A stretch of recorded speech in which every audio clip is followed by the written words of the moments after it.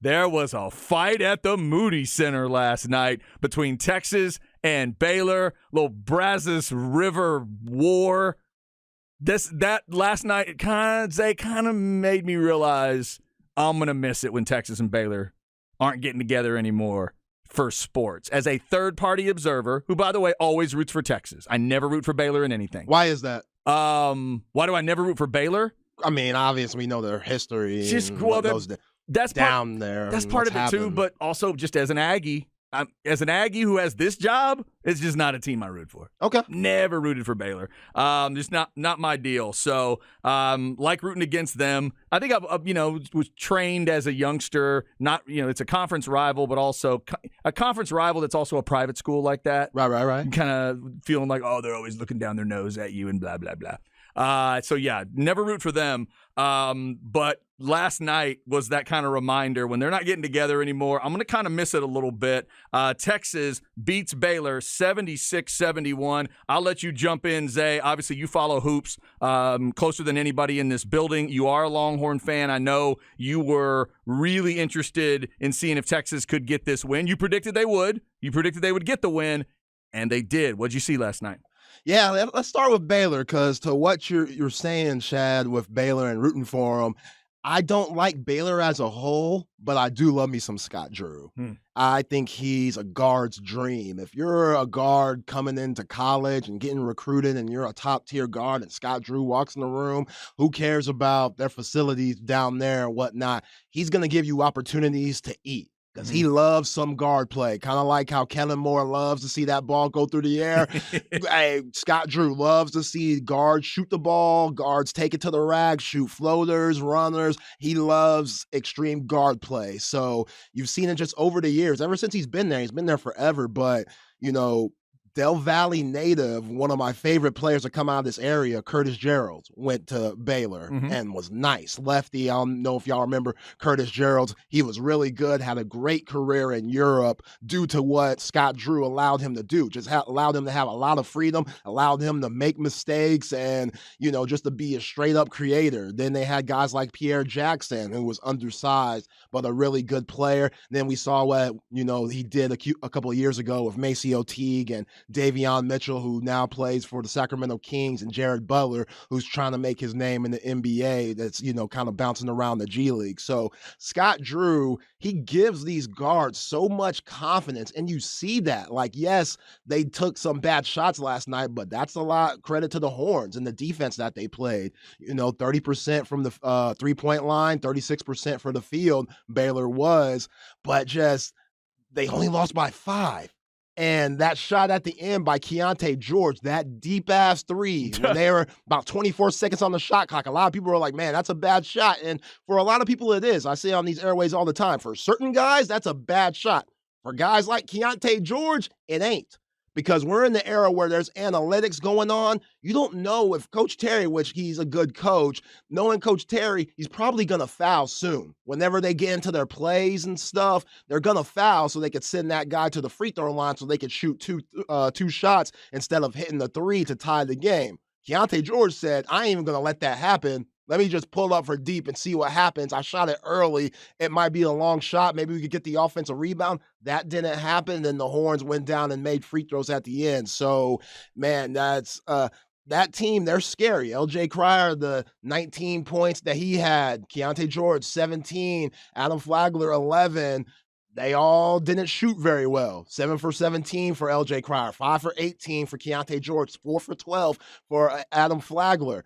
Great defense by Rodney Terry's squad, coming back for a very embarrassing loss against Tennessee. I know Tennessee's good, but that's an embarrassing loss. They punked them on Saturday night. They were the more physical team. They let them know about it, and it seemed like the Horns backed down. The Horns showed me some toughness, and you heard Coach Terry talking about in the presser. He challenged those guys. Hey, we got to bounce back. We got another huge game Monday night at home with the schedule that we have. We got to take all these games at home. They brought it. Timmy Allen was terrific. 7 for 10 from the field, 18 points, getting to his spots. And shout out to this coaching staff for putting Timmy Allen in situations where he could be successful. Those 3 guards that I named for Baylor, they're not the biggest guys. Keontae George, he's stocky, but he's only around 6'3". They did a good job, the Horns did, by putting Timmy Allen in situations where he could post up and have those mismatches, so he didn't have those problems that he had in Tennessee, where they have the longer guys like Julian Phillips and Kamwan, Josiah Jordan-James to contest those shots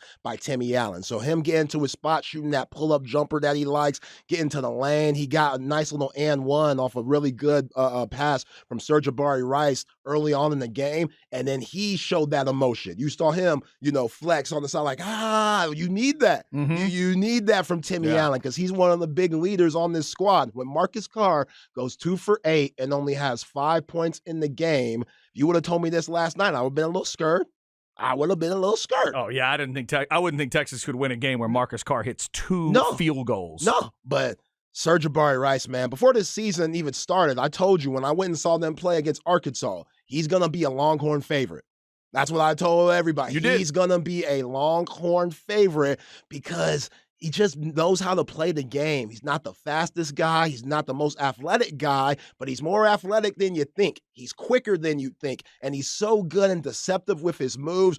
The pump fake, it couldn't be better. Even though you scout it, he's still going to get you with it, especially now that he's hitting threes. These last few games against Tennessee and against Baylor last night, he's starting to really shoot the ball well. We saw that toward the end of the second half. Every time Baylor started to come back just a little bit, Jabari Rice hits a huge shot to put the Horns up by 5, to put the Horns up by 7, just different key moments. And now you got to respect that. Every time you close out, now that pump fake's even more deadlier due to him hitting those threes. So he's going to have to continue to play.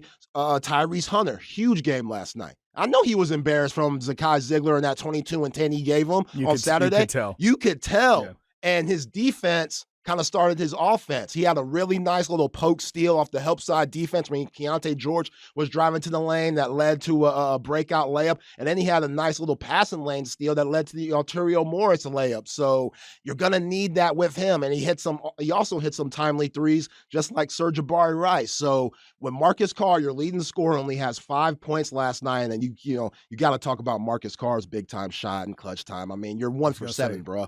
You're 1 for 7. To shoot that fall away like that and nail it, that was ice water. Wow. Ice water, that's man. Impressive. That's confidence. That says a lot about his character, because a lot of guys would say, you know what, tonight's not my night.Maybe give it to Jabari Rice and let him take that type of shot. Marcus Carr said, no, I'm still the man. Even though I've missed, even though I'm 1 out of 7 as of now, my confidence hasn't diminished. And he went out, hit a huge shot last night. That's a solid Baylor team that hasn't lost in a while. Big time win for Coach Terry and the Horns. No doubt about it. Just a tough, hard-fought win. I was, worried's not the right word. I was a little concerned for Texas at points in this game because I kept thinking the same thing. I kept thinking, man, I feel like Texas is better tonight. I feel like they're playing better, but it's only blank. It's only 5. Oh, they just got it back to 4. Well, now it's down to 2. There was a moment where Baylor was down 2 and took a 3 that would have given them the lead, and they missed it. But I was thinking, wow, if they'd have hit that. It just didn't feel like Baylor should have been leading that game, but they kept in, and you talked about with Scott Drew and his team, they just kept fighting, they kept scrapping, they kept going. Oh, man. They stayed right there. But credit to Texas, like you said, they seemed to have every moment they needed it. They couldn't ever get it to 10 or 12 or 14, but they did push it back out to 7, back out to 8, back out to 9 if they needed to give them enough distance there to get a tough win. That's a heck of a matchup. Those two teams together. It's entertaining, but it is also highly, highly physical. I'd watch that again. Oh yeah. I can't wait. Well, I mean, it's going to be a tough one when they go to the Farrell Center, but it's going to be another fun one. Who knows how many, like you were saying, Chad? Who knows how many Baylor Texas matchups you're going to get at the end of the day with the Horns going to the SEC? But like I said yesterday, the freshmen are going to have to give you something, and they did. Dylan Mitchell was solid last night. That was a big 5 points that he had. The tip dunk that he had that got the Moody Center rocking. Yeah. Talk about athleticism. That's where that was nice. All the NBA scouts, that's where their eyes brighten. With the left. Yeah, that's where everybody's like, oh, there it is. Where everybody's like, where's this, lottery pick guy that we haven't seen in a while? That's it. Kapow. When he dunks it like that, that's what the NBA scouts are loving. And then Arterio Morris. 8 minutes last night, but he had a solid 4 points, a nice little pull-up jumper when he had the mismatch on the big man, and then he had the nice layup off the Tyrese Hunter steal.